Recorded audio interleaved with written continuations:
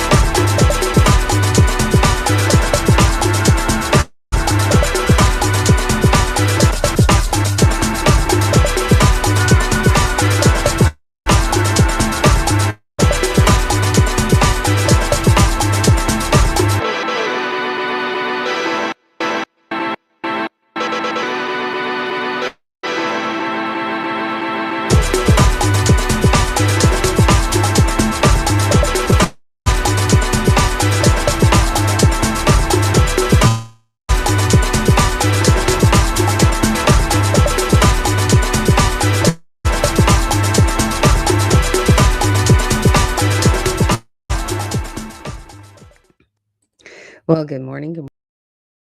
Unfiltered Vision News, bringing you the news unfiltered, Monday through Friday, 7 to 9 a.m. Eastern. My name is Dr. Ashaki Noni Nichols, and I will be your host. I am doing my best to get back into my routine of 7 to 9 a.m. I got to get back to my kids' corner. We got to get to our morning affirmations. We're getting there. This week, we're just going to be getting into the news, and then next week, we will get back into our regularly scheduled program, right? Because of a few things have been going on. Like I said, I relocated my office. So office relocation, not a bad thing. But what I wanted to do is I wanted to get into some of this news that I have found on X. This whole thing with the Georgia Power and the data centers is getting very interesting. I've yet found another video and another family that is fighting against Georgia Power, basically taking away their property with eminent domain. And the thing about eminent domain, it's not supposed to be used in a way that would be harmful to people, even though they're saying, well, we're just going to give you, equitable funds for your property. That's still somebody's home that they want to pass down generationally in their family, especially a cattle farm, right? We need cattle farms. We need, meat produced here in the United States. Why would you be trying to destroy a family's well-being, right? So let's get into it. Let's check out what is going on. I'm got to make sure my sound is right. So give me a moment to get everything set up for you guys so that you will be able to hear it. Okay, here we go. Speaking for myself, I'm 28 years old. While most people my age are planning vacations, I'm spending my time fighting for survival of my cattle farm. I'm here because a massive data center was approved just a couple of miles from my land, Project Cell, and I'm being hounded by Georgia Power for an easement to build transmission lines through my property for the FET data center. I'm a local farmer, not an industrial developer. These 500 kV lines aren't for me. They are for the data centers that the boards and surrounding counties continue to approve. I have mail from lawyers stacking up on my kitchen table, wanting to take my case because they know my land is being targeted for eminent domain. Okay, let's see.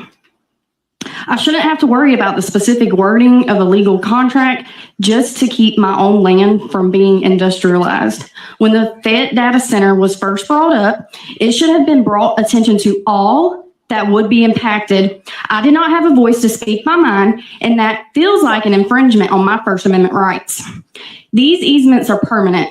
They affect my ability to graze my cattle, they lower my property value, and they destroy the rural character of this county forever.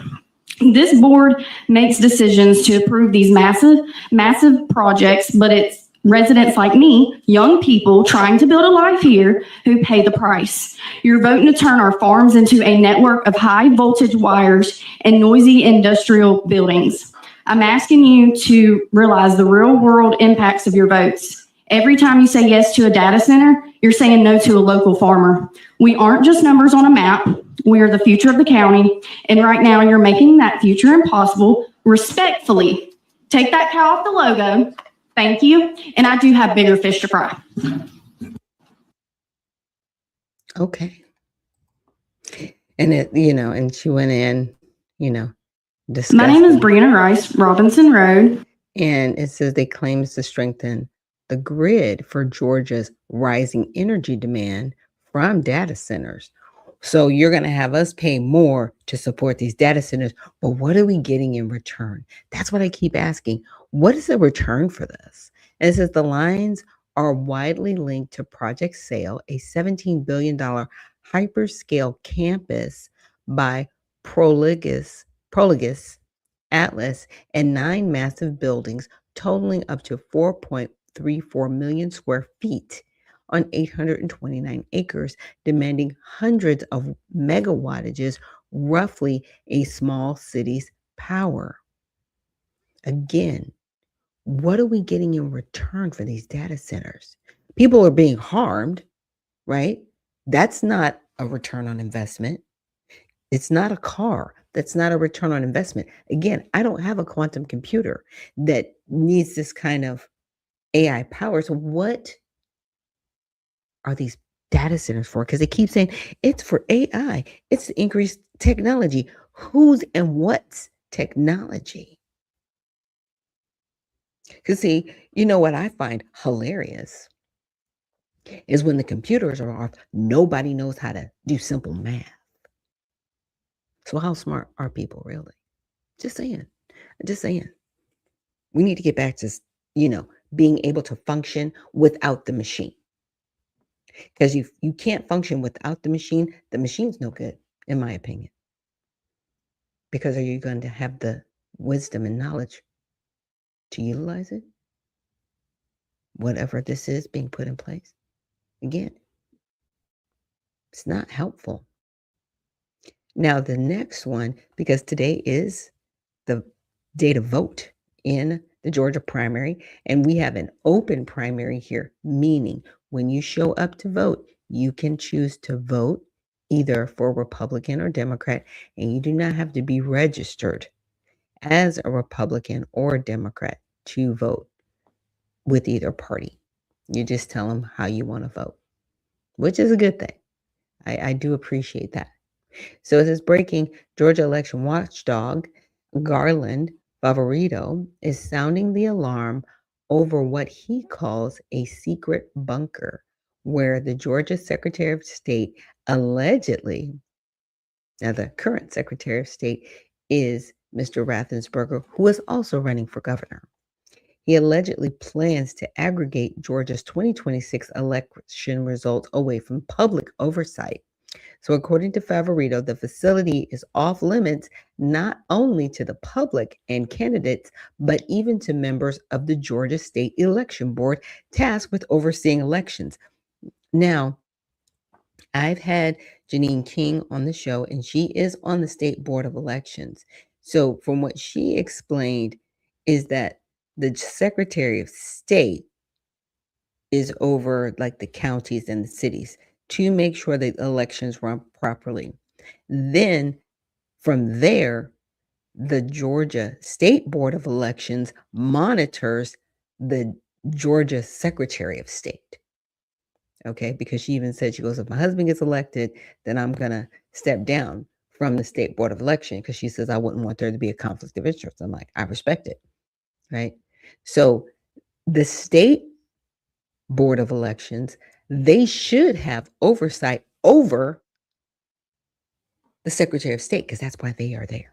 They are supposed to work with the Secretary of State, but he's trying to block them. Interesting, right? So the secret aggregation of election results is a clear violation of state election transparency law. At Voter GA says multiple candidates have now filed lawsuits seeking emergency action to force Raffensperger to comply with Georgia transparency ahead of the 2026 election cycle. While the state election results are being handled in a secured emergency operations center hidden from public view. And here's my opinion.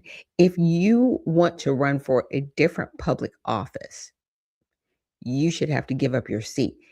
How is he running for governor while he is the Secretary of State? Now, somebody else did that. That was Kemp, because Kemp was the Secretary of State. Then he ran for governor. In my opinion, if your position is overseeing an election that you're running in, you have to step down from your current position. So right now, in my opinion, Raffensperger should not be the Secretary of State. When he said, I want to run for governor, he should have relinquished his seat, but they can't. And I don't think there's anything against it in state law, but there should be. So I think that's something we really need to discuss going forward in Georgia. Good, Heather. It's always something going on here in Georgia. I know. I saw your press release that you put out this morning. We can go ahead and put that on the screen for everyone. And I'm like, I have to get you on the show. There was a press release. Garland says, Atlanta, Georgia. Georgia's 2026 election results will be aggregated on election night by Secretary of State Brad Raffensperger from a, quote, secret bunker, which is off limits to candidates, the public, and even to the state election board members who have requested access. The secret aggregation of election results is a clear violation of state election transparency law, which requires all election officials to conduct all election activities in public. Garland, you're going to have to break this down for me. How the heck is this possible? A secret bunker? Yeah, so, and basically, first of all, just to state the law that you just mentioned, that the law says in Georgia, superintendents, poll officers, and other officials engaged in the conducting of primaries and elections held under the entire chapter of elections in the Georgia Code shall perform their duties in public. However, Secretary Raffensperger has been aggregating election results from all the counties in this secret bunker that it is used for legitimate emergency purposes by the Georgia Emergency Management Agency. It's called their Emergency Operations Center. The question is, why has he chosen, and this has happened, we think, for several election cycles, why has he chosen to operate and aggregate the results and produce the statewide results out of a secret bunker? And then why does he refuse to allow the state election board members who are responsible for oversight of elections in the state of Georgia, why would he be refusing them access to this bunker, particularly considering he is a gubernatorial candidate who is running for election himself here in 2026? This just stinks to high heaven, Garland. So what is the solution here? How do we push back against this? Well, just between the time that we did the press release and to this show, and this will be breaking news for your show, Heather, but there was a lawsuit filed by several candidates to attempt to require Brad Raffensperger to comply with Georgia law. Now, unfortunately, that lawsuit had to be filed in Fulton County. And if you remember, the Fulton County judge just in the last 2 weeks allowed Brad Raffensperger to break the law by adjudicating his own challenge to his own candidacy. He was required to send that challenge to an administrative law judge for an official or preliminary decision. He refused to do that. And when confronted with the violation of law, a Fulton County judge allowed him to continue and reject the challenge without the mandatory required hearing. So we don't know that 10 minutes. Filing a lawsuit in Fulton County is going to help any, but that at least 3 candidates have come forward to file what they call a mandamus to force him to comply with the law and a temporary injunction, to emergency injunction. We'll see if the court hears that tomorrow. Mm-hmm. It's almost like Brad Raffensperger is just going around like a little, like a criminal, just breaking the law because he knows that he's got this cover within the court systems. It's like he's just completely disregarding it. I mean, is there going to be enough time to sort of reel him in and keep him in check for the election? Because it just seems like a lot of these lawsuits that get filed in Georgia, they stretch out for years. I mean, you know that better than anyone. Yeah, he does know that better than anybody. And that's the crazy part, in my opinion, about this whole thing.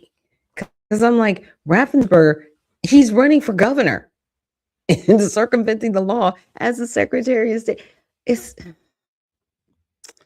my goodness. It's just one of those things that's like, really? Is this what we're doing? Apparently, this is what we're doing. So I want to get on to the next bit of news after, having that little check-in on X. But I've got some news from Alan Dershowitz. Now, I've got to check my audio to make sure you guys can hear it. So just bear with me.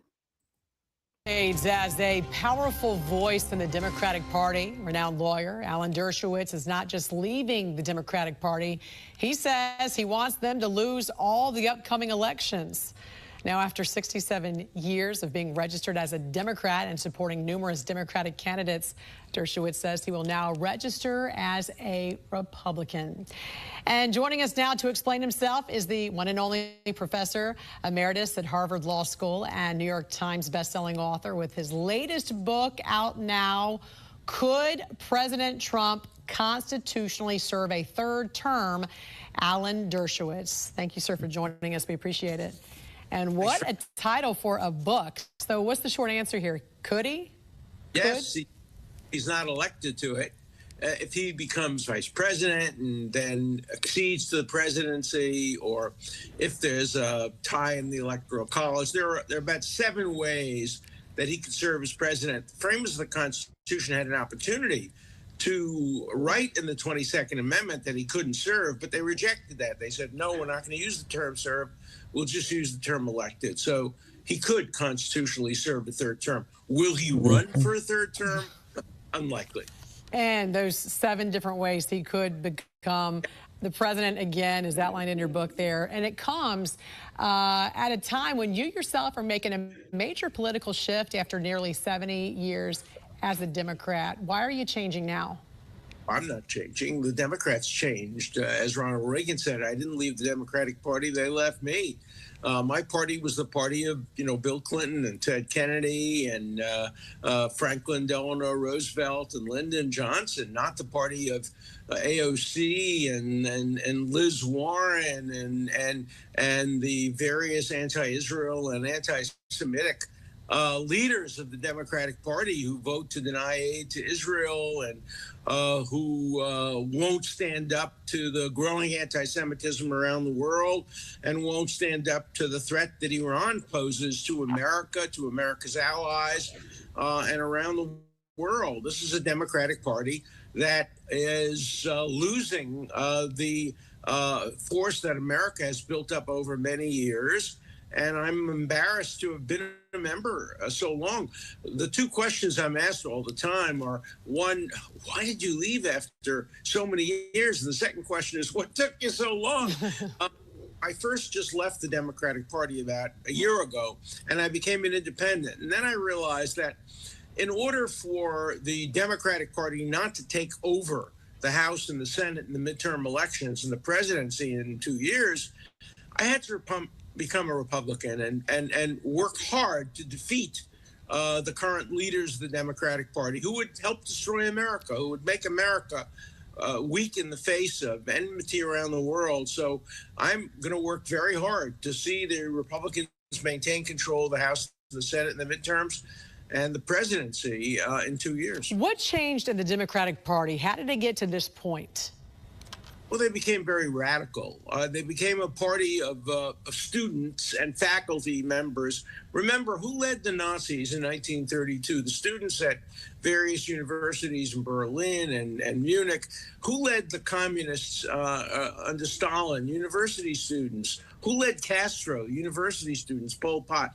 So I think that the Democratic Party has become the party of radical students, and American universities are becoming propaganda mills, and the Democratic Party is becoming a radical left-wing party which veers on anti-Americanism. You watch CNN and you see the joy that their commentators get in saying, America's losing to Iran, America's in a recession.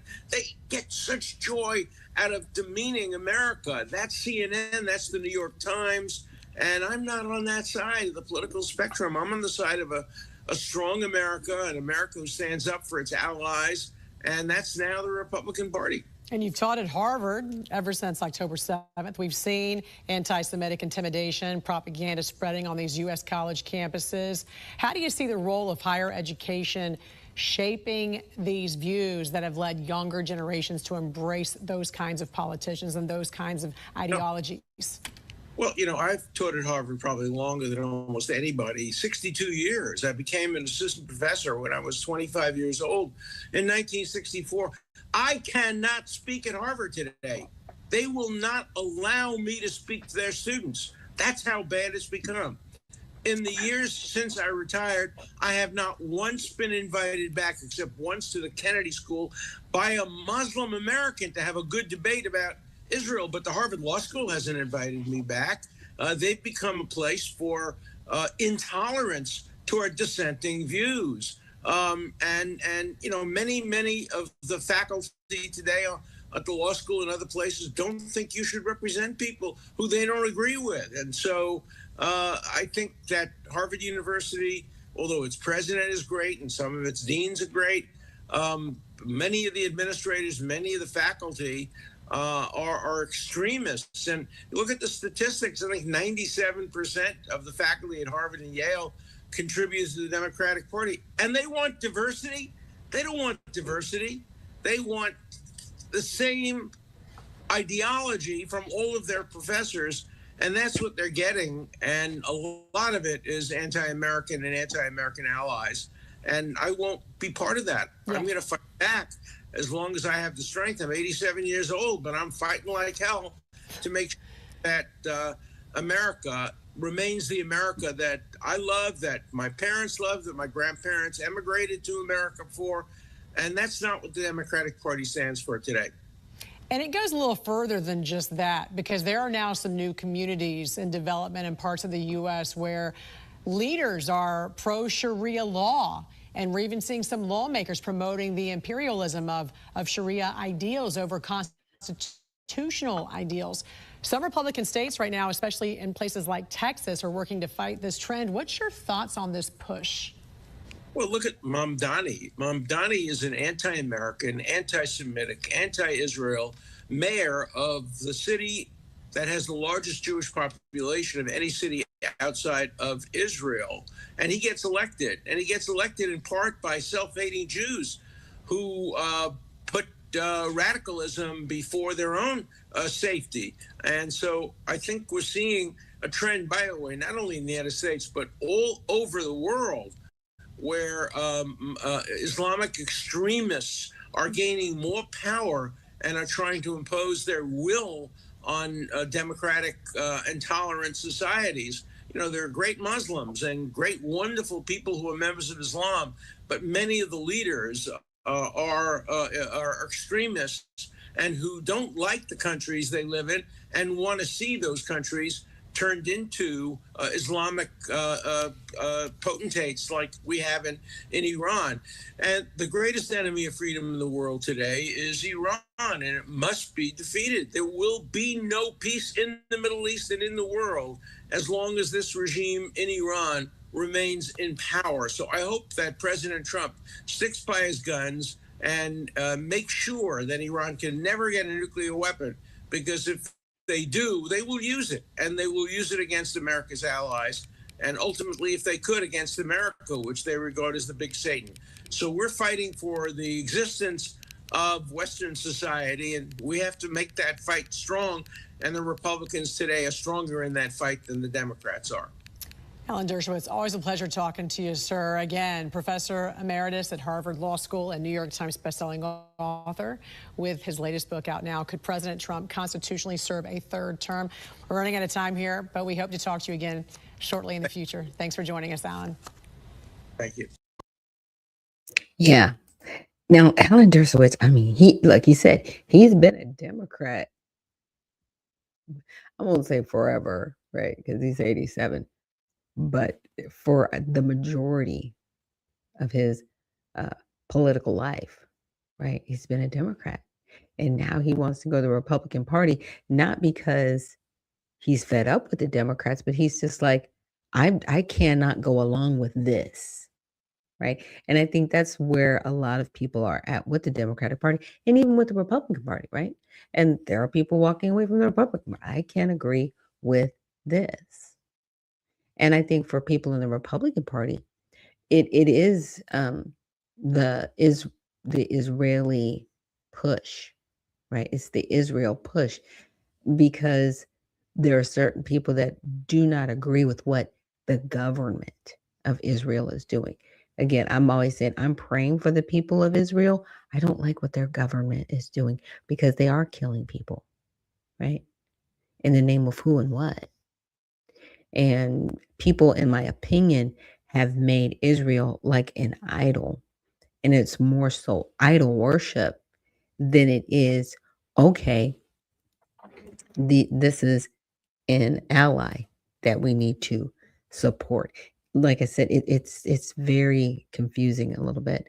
And Lizard, thank you, Lizard 1366. Thank you so much for joining us this morning, and thank you to everybody else out there who's listening in and joining this morning. Please remember to like, share, and subscribe. I'm trying to get some hours going. We are over 1,000 subscribers, so thank you to everybody that has subscribed. I think we're at like 1,100 subscribers, so that is really, really awesome. So thank you guys so much, getting us over that hump and getting us, to where we need to be on this channel, because I want to see this channel grow. I want to be able to do more coverage, going forward. Really grateful to all my guests that have been on the show, and looking forward to having even more guests. And like I said, getting back to my traditional format. I was just trying to, work my way into this new internet setup, because to me there's a delay. It's a little bit of a drag. I'm like, I just need the internet to work. It's not wonderful. It's not horrible, but it's not wonderful. So we will see. Now, the next piece of news that I wanted to get into, and I am going to have to pull up a document really quick. And I know that's going to delay my internet. Sorry. But again, like I said, thank you guys for me this morning on this Tell It All Tuesday. It has been a great week so far. It stopped raining, thank goodness. I know a lot of times we do need the rain. We do, but my goodness, sometimes I'm like, do we need all the rain? Do we really? Do we really need all this rain? And apparently we do, especially here in Georgia, because we rely on rainwater as our water source. So, what I wanted to share with you guys is this article I came across, I want to say about a week ago, but I wanted to bring it up because I thought it was very fascinating. And so it says Somalia to require national ID for passport applications starting on July 1st. So you have to have this particular ID to get the passport. So it's not that the passport is the ID. You have to have a particular ID to even apply for it. So this was on the 15th. And what it says is in Mogadishu, Somalia's Immigration and Citizenship Agency said passport applicants will be required to have a national identity card or proof of registration starting July 1st, 2026, as the government moves to strengthen citizen identification and link public services. Now, this is out of sight of our country, but they are protecting the national identity card, and it's required. It's required. They're not playing. Right? So the agency said on Thursday, Somali citizens who do not have a national identification and registration authority card known as NIRA ID or a certificate confirming registration will not be allowed to apply for a Somali passport after the deadline. So they have rules. They have rules. Go. Even though everybody thought, okay, Somalia, they don't have rules. They're just running around. They have rules. And here's my thing. If you have rules, then we need to have rules. And we do have rules, but we need to make sure that we are following the rules in this country, right? We cannot just allow people to do whatever they want to do because we think they should be able to. And, the border is pretty much closed. I mean, the crossings are definitely down from where they were in 2024. Crossings are down. But at the same time, we still have an issue of not implementing our laws. We have plenty of laws in the books about immigration. We have plenty of laws on the books to do what you're supposed to do. But people are not following the law. They are not implementing the law. And then they wonder why certain parts of our country look crazy. It's very interesting. So, oops, let me close this little pop-up. The agency said on Thursday, right when at that, it says, anyone who does not have a national identity card, NIRA, or a certificate confirming such a card cannot apply for Somali passports starting July 1st, 2026, the agency said.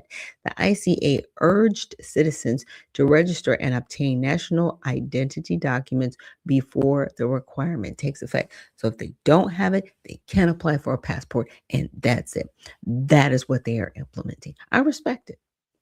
I respect it. And it should be that way. So I pushed it through Grok just to get a little bit more of an outline. So we read through the requirements. Now, purpose and broader context.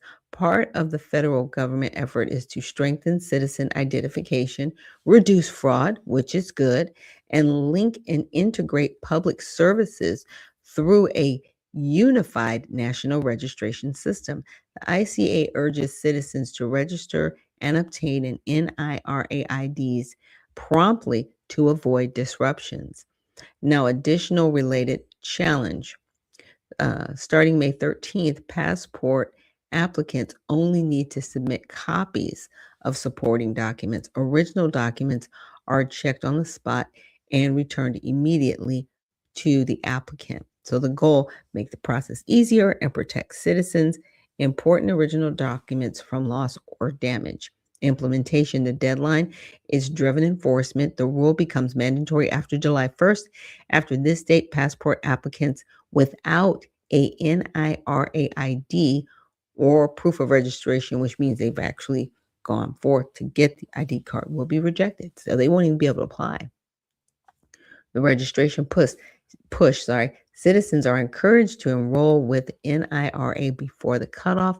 Proof of registration appears to be temporarily accepted for those still awaiting their physical card, so they can have a receipt for their application. There's no detailed rollout timeline in the article beyond July 1st, and the May 13th document change, it seems to apply nationwide under federal immigration rules. So yeah, there's laws. And the main reason I bring it up is because, we do have individuals of Somali descent here in the United States. Not saying that there's any problems, but it does get sticky, right, with conversations. And they've had a refugee program that has been cut off.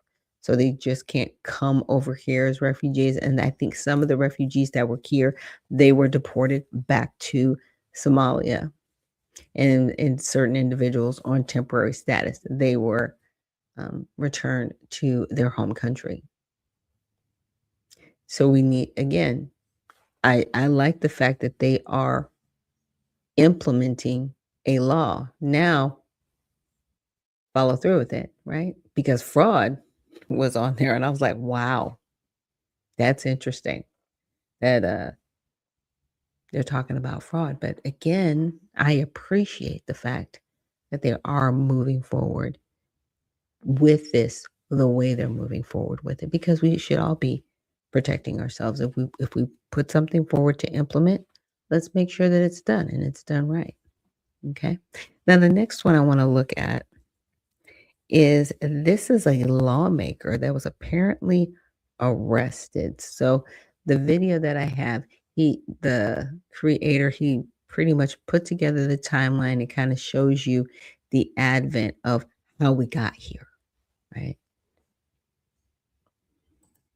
And it's Florida State Representative Angie Nixon here. I'm outside the Leon County Jail, and I was arrested earlier today with... Well, we have some big news coming out of the great state of Florida. This individual was just arrested. Her name is Angela Nixon, and she is a state representative. You said that you're going to be here until the governor gives you an audience. I would love for the governor to come holler at you, girl. So apparently this lawmaker was arrested because she was doing what's called a sit-in, and Ron DeSantis did respond. His first response was FAFO, F-A round and find out. I apologize, this is a family show, but we have to be accurate here. Ron DeSantis also said this, deservedly so. Our office isn't a platform for this performative nonsense. So Ron DeSantis could care less that she was arrested. So we have a lot to dig into, and this lawmaker has gotten in trouble before. Before she got arrested, she actually got reprimanded, and we'll dig into that as well.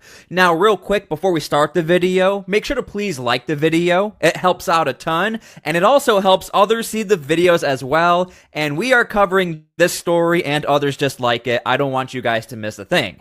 Now, before we get into her getting arrested, this is her back in April using a blowhorn to protest.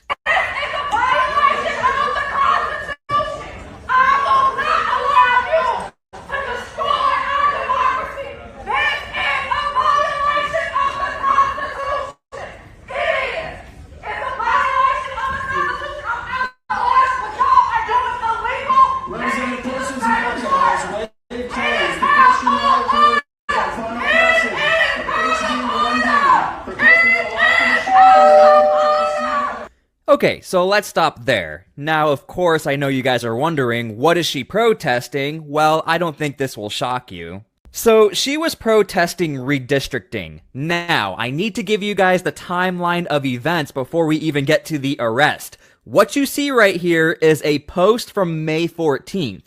On May 14th, she was formally reprimanded, and we're going to hear from her, but then on May 15th, she was arrested, to give you an idea of how fast this all happened, because the story is a little confusing. So again, what you're watching right here is on May 14th. This is her explaining why she was reprimanded. Hey y'all, it's United States Senate candidate and Florida State Representative Angie Nixon here. Oh yeah, and she's running for Senate, by the way. Here today, I was formally reprimanded in the Ethics and Rules Committee in the Florida House because I disrupted proceedings that were unconstitutionally and illegally drawing maps that gerrymandered in such a way that caused some folks to lose their representation. Folks are asking me what I would do, whether I would do it again. And I would say, when it comes to speaking up for people and making sure that they have access to vote for who they want to vote for and their voting rights, I would absolutely do it again. Okay, so she said, I would do it again. Now, as far as I would do it again, I'm not sure if she means this right here, as in like yelling a megaphone in the middle of a chamber, or what we're about to see the next day from this video, where she does what's called a sit-in. Okay, so here she is during the sit-in. Again, this is going to be from May 15th. You said that you're going to be here until the governor gives you an audience. I would love for the governor to come holler at you, girl. I mean, I'm a sitting lawmaker just like him. I was elected just like him. And we need to have a conversation about why he continues to rig maps, why he continues to play political games, why he is not looking out for Floridians. We need to have that conversation. What would you tell him? What I would tell him is that he needs to call another special session to unrig the maps and do what the voters voted for back in 2010, which is fair districts. Okay, so I hope you guys caught that. She is referring to a vote that occurred back in 2010 as far as her reasoning for what's going on here and the representation she's talking about for wanting change. A vote that happened in 2010, which is not that long ago, but in today's political climate, that is long ago. A lawmaker, so you have special rights and privileges to be inside this building, I think probably after hours. What do you think happens next here when... I don't know. I'm not supposed to be in the governor's office after hours, I don't think. So we'll see what happens. But I'm going to be here. I don't know for how long, but it's going to be a while. I'm not giving up easily. You know, I just really want... I want them to change what... Okay, so remember, in context, she was already reprimanded the day before this. And I don't know if you guys saw the headline. The last time someone got reprimanded the way she did was 20 years ago. So she has already been on the radar, probably of the police who secured this area, definitely Ron DeSantis, and other lawmakers who know what's going on here. And that's very crucial to the context of this story, because if you had no idea the reason why she was reprimanded, walking into the chamber and yelling on a megaphone, disrupting everyone, you would just assume if you watch this one video, oh my gosh, Ron DeSantis, are you really arresting someone for just doing a sit-in? So again, we have to look at the whole picture here. And I have to give credit where credit is due. This lawmaker films everything. And I like when lawmakers do that because we can react to their content and talk about what they're doing. The video you see right here is a live stream that was directly live streamed on the lawmaker's Facebook page to give you an idea of what was actually happening here. It wasn't just she was sitting down and no one else was around. Other people were around. We have nothing to lose but our chains! We have nothing to lose but our chains! When our maps are under attack, what do we do? Stand up, fight back! Our rights are under attack, what do we do? Stand up, fight back! And by the way, this is a 45-minute video. We're not going to watch the whole video, but I'm trying to give you guys the full story here. This is not just, oh my gosh, someone was arrested because she was sitting down. There's a lot going on here, guys. Under attack, what do we do? Stand up, fight back! Our schools are under attack, what do we do? Stand up, fight back! Women's rights are under attack, what do we do? Stand up, fight back! What do we do?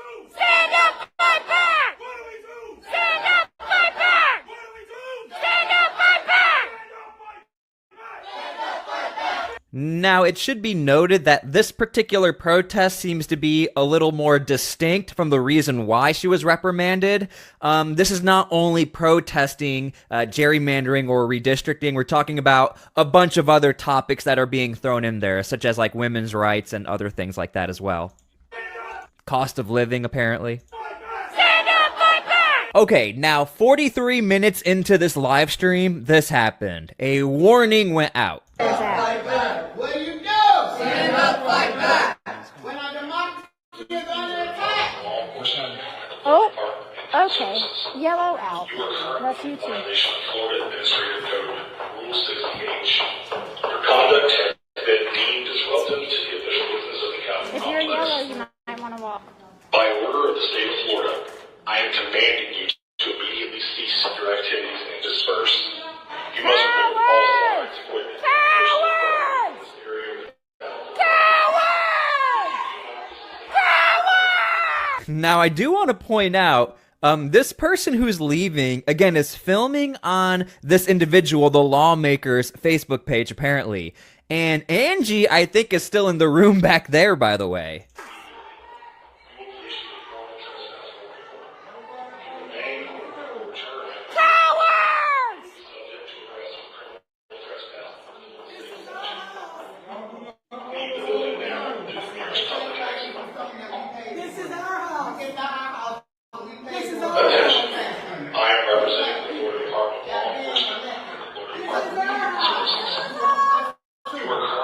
Yep, there she is right here. Everybody else is leaving.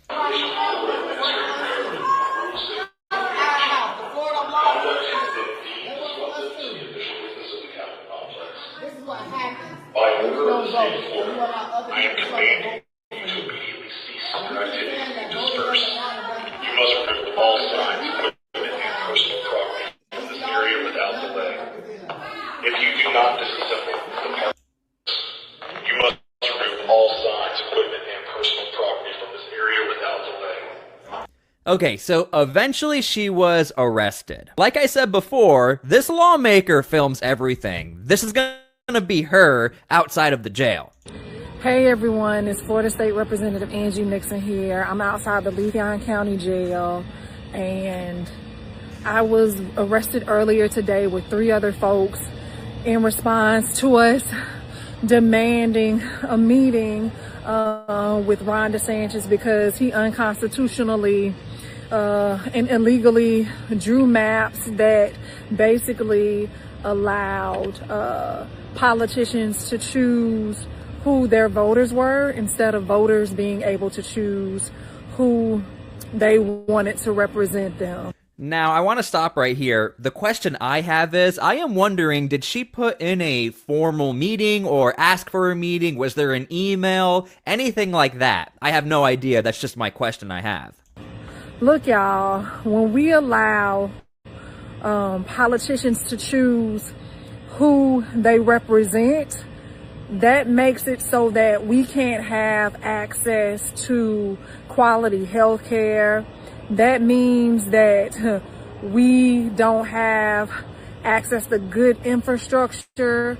That means that they can spend over $500 million of our taxpayer dollars instead of building an infrastructure that we need or shoring up our infrastructure in times of natural disaster, that instead spend that money on modern day internment camps.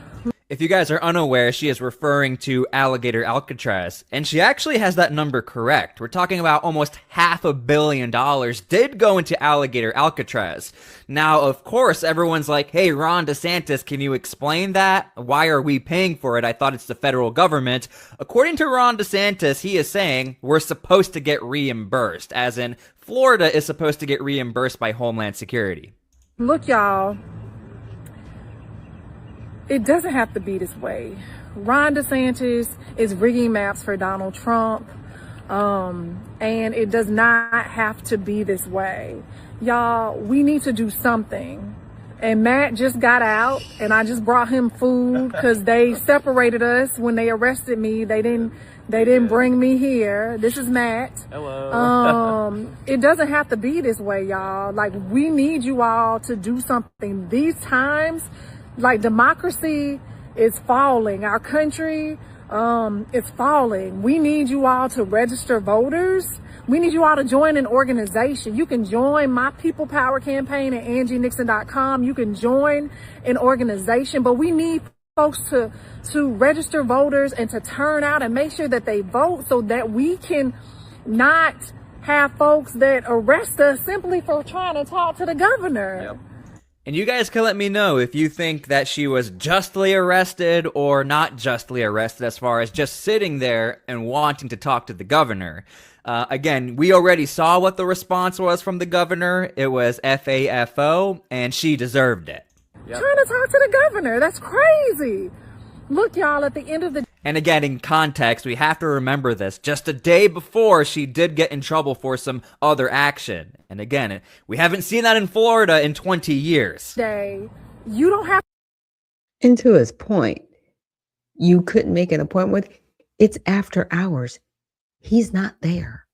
What are you doing? You are trying to make a spectacle of yourself to draw attention. And trust me, what you're going to hear next is, hey, come out and support us. Here we go. To do what we did. You don't have to get arrested, but we need you to do something. You have to use your voice. We can't allow them to take our power away. This is our country. Democracy is on the line. Our children's future is on the line. The average age of people being able to purchase a home is 42. Yep. And by the way, I always have to point this out. Ironically, a lot of Republicans would agree with some of what she's saying. But the problem is we have the divide as far as how you get that meeting and trying to implement yourself into a situation just because you're a lawmaker. And the reason that is because these corporations, like, they are the ones that are running our country. Hardworking, everyday people should get to determine what their communities and economies look like. And right now, the Jeff Bezos and the Elon Musk and the Peter Thiels of the world are the ones that are determining what our country looks like. Y'all, like, let's not allow this to continually happen anymore. Let's change the trajectory of our state, of our country. Again, sign up and join these organizations. Join My People Power campaign at AngieNixon.com. Join Matt. Matt's a part of a ton of organizations. Orlando 5051. All these groups. Anything else you want to say, Matt? The Democratic Progressive Caucus of Florida is, really trying to build up this momentum. There you go. Momentum. But in my opinion, if we're going to talk politics here and statistics, this is going to be an uphill battle in Florida. Now, stuff like this, if we're going to be honest here, can work in certain situations, trying to use a protest or clashing with either federal agents or the police or go face to face with an entity you're calling out. That can sometimes work. But in this case, we'll be paying attention to see whether or not her polling went up or if she even has a chance of winning for Senate. We'll be paying attention to that. WESH 2 reached out to the governor's office for a comment, and they shared the governor's post on X, and all it said was FAFO. So I'm trying to get a little more information about this story, like what's going to happen next, what are the comments of Ron DeSantis, and apparently this news agency got the same exact comment everybody else is getting, FAFO. So that is the formal response as of right now from the Ron DeSantis team to anybody in the media apparently right now. If you want to know what's going on, just go straight to his X post. That's how he feels about this. And to be honest with you, I don't think Ron DeSantis wants to give any traction to this individual, because even though a lot of people might not agree with her, there are still some people who might agree with her. So every time you see FAFO from Ron DeSantis, he's just bringing more eyeballs to the situation. So that is my opinion on this matter. Just letting you guys know that is his formal response to that news network. So thank you guys again so much for being here. Let me know how you feel about this. Yeah, and that's part of it, right? The stunt has been pulled. So the attention, either negative or positive, it's attention. In my opinion, it's really a political stunt. I cannot take lawmakers like that seriously. I haven't looked up her voting record to see like what she's actually done in her political career. But when people are doing things like that, I'm like, ma'am, you were there after hours. Of course he's not there. But you're having a sit-in. Oh my. After the office is closed? That's cowardly. Why aren't you there during the daytime when he's there? Why aren't you making an appointment with his team to give you audience and throw on all the cameras and sit there and have that debate with him in person? Oh, no, you don't want to do that. You want to throw rocks and hide your hand and get attention. And I think that's really it's bad, but this is what politicians do. She's a politician. She's not a servant of the people. Because if she was truly a servant of the people, we wouldn't even hear about this because she'd be getting her work done. Yeah. Um, whoever the constituents are in her district, they would be thriving right now if she was doing her job. But she's just an individual. She just wants attention. She just wants to be at the federal level so she can get more attention. I wonder who's in her pocketbook, allegedly, pushing her to do this. It's interesting. So, I uploaded the video and I wanted to find out, what was the resolution? Okay, hopefully I got this right. Yes, and this is Angie Nixon. What I was trying to get to. So she was arrested for trespassing with two others, and we saw one of the gentlemen in the video with her. So there's no federal Congress questioning. I was doing two things at once. Sorry about that. But she was released from Leon County Jail hours after the same day. She has a June date court hearing. Now, the maps remain in place for now, with ongoing political and legal challenges, typically for redistricting. Okay, so I said the representative stating the maps have been drawn illegally. Is this true? No, the maps are not clearly illegal. They are currently enacted law. They are currently enacted law in Florida, but face active legal challenges, right? Claiming they violate the state constitution. Okay. So the Florida's legislature passed a new congressional map in late 2026, excuse me, during a special session called by Governor DeSantis. He signed them into law on May 4th. The new map redraws many districts, and it's projected to increase Republican seats, potentially from 24 from the previous 28. So it would give the Republicans 4 more seats and the Democrats 4 less seats. Now, by consolidating Democrat-leaning areas and adjusting boundaries in ways critics call partisan gerrymandering. This is mid-decade redistricting justified by Republicans partly due to a recent U.S. Supreme Court ruling in Louisiana that limited Voting Rights Act requirements for majority-minority districts. So that means they can cut these maps up, right, based on the votes, not based on race. And by doing that, they're saying it's diluting the minority majority districts, but it seems to be diluting Republican districts. Now, I know in Virginia, they tried to get a map that was like 10-1. And it always cracks me up because, and this is both sides. I'm understanding both sides.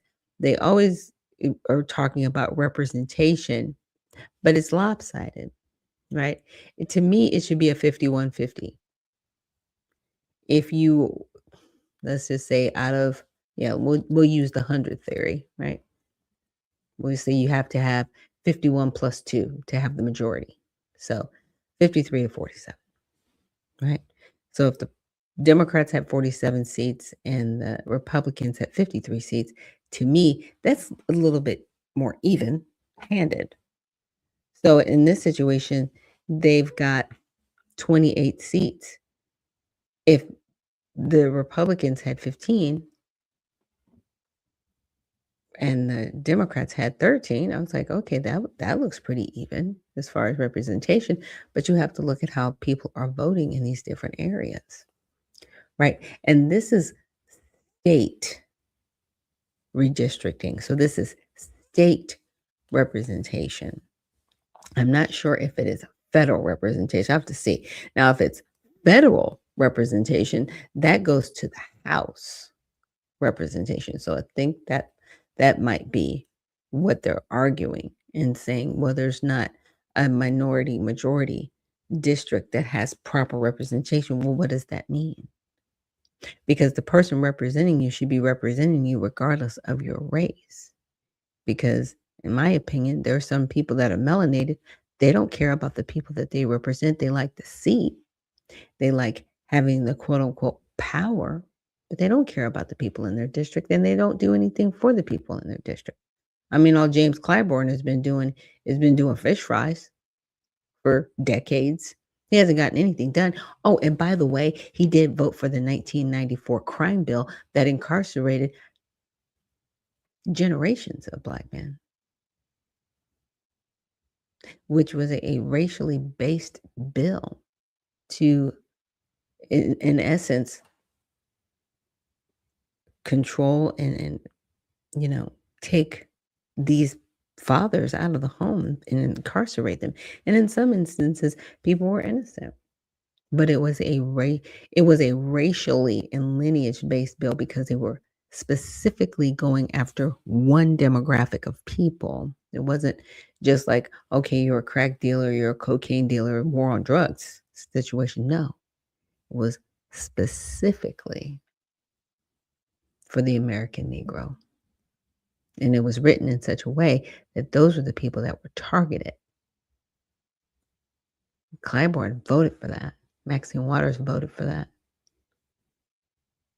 But yet they sit before us saying that, hey, we're for Black people. Are you really? And I look at, Representative Nixon, and I'm like, are you really for Black people? Or are you just saying all the right things so you can get attention to your, run for Senate, right? So Nixon and Democrats argue the map violates Florida Fair District amendments approved by voters in 2010 with 60% plus report. These add to the state constitution. Ban on drawing districts with the intent or effect of favoring one political party, partisan gerrymandering, right? Protections against diminishing racial ethnic minorities' ability to elect candidates of choice. Okay, they call it an illegal power grab. Well, if you're better elected officials, people are going to vote for you. But if you are horrible at your job, they're not. And that's always, this is really, it has become an interesting climate right now because there's so many people that want to be voted on based on their ethnicity. Or they want to play the race game, which is crazy to me. But anyway, they're like, well, I'm this and I'm that, and you should vote for me because no. Are you smart enough to do the job? Do you really care? Do you have a record of actually getting anything done for the people successfully, right? Or are you just better at bringing up social issues that have nothing to do with what you can do for people politically, because the color of your skin is not going to help somebody get into a house. The color of your skin is not going to help somebody get a job or a car or the education that they need. It is not going to help benefit anyone. So why are we drawing maps based on that? If we are going to draw maps where we do make sure that minorities have a voice, then do the right thing by those minorities. Not because of the color of your skin or if you're a man or a woman. It's because you care about your constituents. That's why you should be in office, not the color of your skin. Because, see, there are a lot of representatives that are melanated, but that doesn't mean that they care about their constituents. It is what it is. Now, counter arguments from Republicans: the fair districts provisions, especially race-related ones, conflict with the U.S. Constitution 14th Amendment after recent Supreme Court decisions. They argue the parts can't be served, so the anti-partisan rules don't apply. One Republican sponsor even acknowledged on the floor that the map doesn't fully align with the state constitution, but relies on viable legal theory given the evolving court landscape. The process was lawful. Legislature passed it, governor signed it, period. But they are looking at the fairness of it, but the Republicans are looking at it, well, who won these districts? If they were won by Republicans, yeah, the maps get redrawn. And even in Virginia, I don't want to see a 10-1 Democrat map. But is it true? Did people overwhelmingly vote for Democrats, that there's only one seat of representation from Virginia? Or did you do it that way because you just want to push out Republicans? Now, what I would never want to see, a state all one-sided, because you do have people from both parties living in all of these states. It should always just be fair and even. But if your state is voting one way, it doesn't matter how you draw these maps. You can draw them however you want to. That's not going to control how people vote. It's not. People are going to put in office the people that they want there. And that's what it really needs to come back to. I don't like the map thing. I don't. I'm like, just draw the districts so they're not so lopsided, right? You've got like 500,000 people over here and 5,000 people over there. I mean, you know what I mean? It's just weird. It's like, okay, draw them with some type of proportion of representation. And then people should vote in the individuals that they want to represent them at the federal level. So bottom line, Nixon's side has a strong argument under the plain text of the voter-approved fair districts. Rules and courts will decide if maps stand, but calling them outright illegal is premature. They're the enacted maps unless overturned. DeSantis and Republicans view the challenge as Democrats fighting a losing political battle. The outcome will depend on how Florida courts interpret the state constitution post-Supreme Court shifts. So I said, will alligator Alcatraz be reimbursed by DHS to Florida? No. Full reimbursement has occurred, but a partial first installment, $58 million, is arriving soon, with uncertainty about the rest of the $608 million FEMA grant. And so what they will have to do is apply for the grant to recoup some of the funds. So right now, it was approved in principle in 2025 for a $600 million grant from a shelter immigration support fund to reimburse Florida for eligible operational costs, not construction or major modification, delays, and holds. Funds were stalled for months due to required environmental historic preservation reviews, bureaucratic reviews under DHS Secretary Kristi Noem, and legal disputes. Florida acknowledged in court filings that the money might not materialize. Now, partial payment is now starting as of May 2026. The first installment of $58 million is set to arrive in the coming days and weeks. This is the initial payout of the larger grant. Limitations reimbursement covers only certain operational expenses. It does not cover the full build modification cost for states' total outlay, which exceeded $600 million, right, up to $1 billion. when including daily operations. So Florida taxpayers have shouldered most of the burden so far. Now the facility is closing. The site is winding down and scheduled to close by early 2026.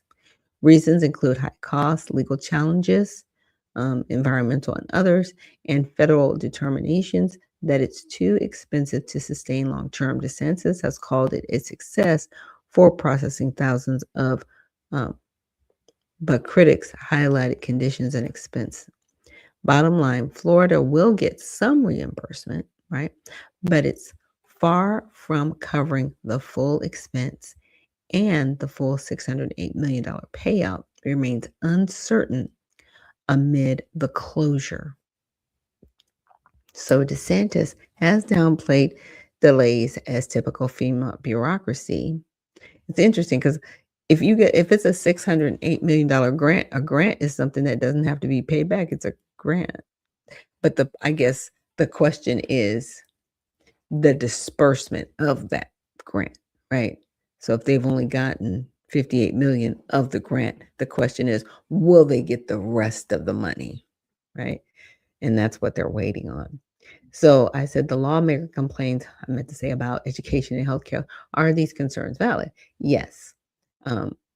They do have factual basis, though outcomes are mixed and depend on metrics, demographics, and policy priorities. She, as a progressive Democrat, highlights underfunding, access gap, teacher shortages, book restrictions, and disparities, especially for Black and low-income communities, while Republicans point to school choice, gains, high-performance districts, and overall system improvements. And here's my thing with the whole education situation. People pay property taxes that are supposed to go to fund these schools. Then why don't we have children that can read, but they know their pronouns? Why do we have children that cannot handwrite? They can't do basic math, but they can tell you all of these things that they should be protesting. This is a problem. Schools have become indoctrination centers. They are no longer places of education. But then when I hear progressive Democrats going, we need better education. You've got the money, but you're not educating the children. What's the problem? What's the problem? Maybe you should stop paying your superintendents over $500,000 a year. Maybe you should start there. And maybe you should take the money out of that budget and give it to the teachers. So the teachers aren't having to buy supplies out of their own pocket, out of the little money that they do get. See, everything is lopsided. But you have to go back to the main cause of the problem. In my opinion, the main cause of the problem is the administrative cost, as opposed to lowering the administrative cost so that the teachers can benefit. Why don't you cap these salaries of these superintendents at $100,000? That's it. That's all you're getting. And that's still a lot. A six-figure salary to not teach the kids? Because I'm telling you, some of these superintendents, you should look up their salaries. It's wild, the amount of money that they make. And that's not even at the state level. I'm talking about like the county superintendents that fall beneath your state superintendent. Yeah, it's crazy. So teacher pay, Florida ranks 50th nationally for the average teacher salary, which is $56,000 in recent NEA data, third year in a row at the bottom. Starting salaries are better. 19th, this contributes to recruitment and retention issues. Wow. And they rank we only got 50 states, I'm just saying. So per pupil spending, below is the national average, often ranks 40th to 47th, depending on the year. So we spend $12,000 to $17,000 average per human that's going to school. But the babies can't read. They can't write. They can't do basic math. And I'm not talking about 5-year-olds. I'm talking about 20-year-olds that have graduated from high school. They can't do basic math. You failed them. We failed them, right? We're the parents. What happened to the parent-teacher relationship? You know, schools, you claim, we know We know better than the parents. We can educate the kids. Why?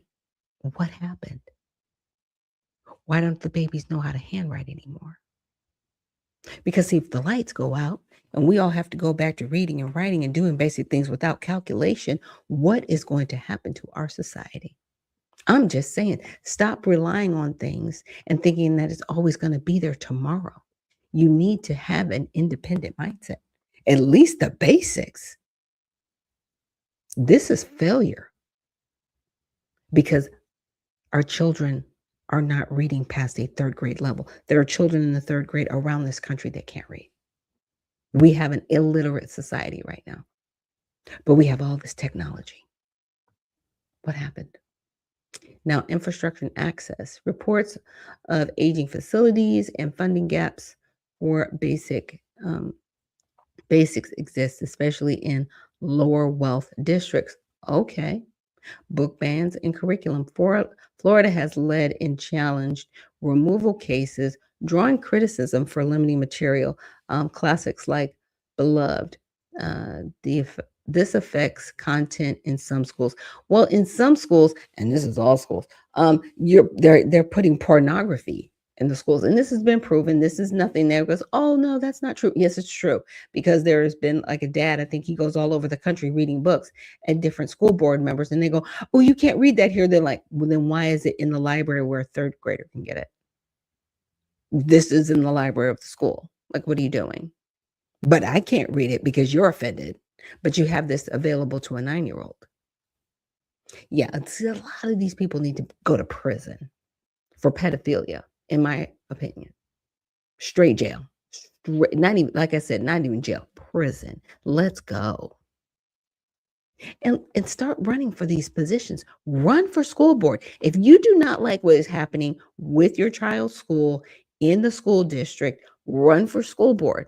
Run for superintendent. Run for these offices and get these other people out of here. This has happened because we are trusting other people that we should not trust at all. Period. Now, Florida performs above national average in some in National Report Card NAEP areas, especially fourth grade math reading in certain years, with strong fourth grade results historically. However, eighth grade scores lag. Now that's sad. Like, how does that happen? Because they're not learning. It's the indoctrination parts of things. Now, school choice vouchers and reforms get credit for competition and options. Many high-performing schools districts exist. Recent state assessments show some recovery in math reading proficiency post-pandemic. And that did mess the kids up, but you can't keep blaming the pandemic, right? And you can't keep saying, well, the teachers need more resources. No, what needs to happen is your superintendents and the administrators that are outside of the school, salaries need to be lowered there. Okay. I am tired of seeing these mega complexes for school administrators, and then the school looks like a bomb went off. Like, what happened? Really? And you're okay with taking the money off of the backs of these babies who can't read and write. I'm just saying, and these are just true things. Now, Nixon advocates for expanded access, right? Medicare, better maternal health, especially Black maternal health, insurance affordability, and against privatization cuts. Okay, so underinsured rate and Medicaid. Florida is one of 10 non-expansion states. Uninsured rate 11 to 14%, 388,000 in the coverage gap. This leads to higher uncompensated care costs. Well, everybody knows that the insurance companies are charging people more who are insured to make up for those who aren't insured. And sometimes it's better to go cash, right? But the hospitals and doctors won't let you do cash payment if you have insurance. They say we have to run it through your insurance first, and they will charge you up to 200% more if you paid in cash. Yeah, because these facilities are disgusting, and that needs to change. Those are other people that need to go to prison. I'm just on prison right now. Black maternal infant health, cost and access. Okay. Yeah. what needs to be better, you need to talk to these hospitals and these doctors that also get government funding, by the way, and state funding, by the way, on top of the insurance and on top of people paying them, on top of Medicaid that they get, which are other payments. So, you know, these hospitals and doctors, they need to do right by people. And they need to stop taking advantage of people. So strong medical institutions, overall health ranking, and are middling, not worse. No universal crisis. Many Floridians have coverage via employer plans, Medicare, etc. So overall access to equity concerns, especially for low income and Black communities, are legitimate. Okay, non-expansion and affordability issues create real gaps. Maternal health disparities are a documented national Florida problem. Okay, and it can be a Florida problem, but to me, it's an everywhere problem because insurance companies need to be wrangled in and told you cannot charge somebody 120% more than you charge somebody else. That should be illegal. Okay, this goes back to the lawmakers doing their job. So stop complaining about it, ma'am. You're in the state legislature, do your job, but you're not going to do that. You're just going to complain. Just gonna complain. So I said, is it a local issue or state issue as far as healthcare and education? Primarily a state issue, right? For both education and healthcare in Florida, with some local implementation and funding variations. So as a state legislator is addressing these at the state level because that's where the majority policy funding formulas and regulatory decisions are made. Then do your job. But you don't want to stay in the state. You don't want to continue to help those people. You want to go to the federal level where you can basically not be responsible for any of them. But, get those, get that nice place in line, right? Hey, JJ, good morning. And Beginner's Fitness Journey, she says, thank goodness the Virginia Supreme Court struck it down. It was a crazy map. I was like, you got 11 seats and 10 of them are Democrat and there's only one Republican. Like that, like there should be like a threshold in certain states. Seriously, with Republican and Democrat representation, because not everybody's going to be a Republican, not everybody's going to be a Democrat. Stop that. There's got to be a balance of representation. It is crazy. Now that's at the federal level. Okay, there has to be some level. And so a lot of this that's going on back and forth, and I know a lot of people are like, well, this is this power struggle. What they're trying to do in the House of Representatives is create a Democratic majority, and they're using the bodies that are here. And some of these people that are here are not here legally. They shouldn't be counted in these districts, but they are. They're giving them driver's licenses. They're making sure that they're getting state aid, right? And in some cases, federal aid, which is illegal because they're not here legally and they're not supposed to get these funds. Those funds are supposed to go to American citizens, not people that should not be here. But then they're going to be like, well, we've got too many people in the district. They need to be represented. They need this, they need that. And here we are, right? Here we are. But are you really representing the efforts of the American people? Or are you just doing this for the party? There's those two different conversations going on. So I will definitely leave this link for you guys so you can continue to go through it. But the healthcare overwhelmingly is at the state level. So Medicaid, key for low-income coverage, is a joint federal state program, but expansion, decision, eligibility rules, and state share of funding are made by Florida legislature and the governor. Florida's choice not to expand Medicaid, one of 10 states, is a state policy. Now, what they have here in Georgia is called Peach Care. And what they have it on is they have it on a sliding scale. So obviously people that fall beneath a certain economic threshold don't have to pay. But people that do go over that threshold, right? But they don't have insurance where they're working and they're up to another threshold, there is a sliding scale for them to have health care that they pay for on a monthly basis that falls within their budget. That's all Florida needs to do. But if they don't want to expand the Medicare, similar to what they have it here in Georgia, which is, like I said, which is peach care. They need to look into that. And maybe you don't call it, Medicaid. Maybe it's another, coverage that you come up with. In my opinion, states should have a state insurance plan. That's not Medicaid, right? It's not a welfare positioned insurance, but it is state funded because everybody pays taxes. All of these states, they have a number that they get in funding. So they spend it on people.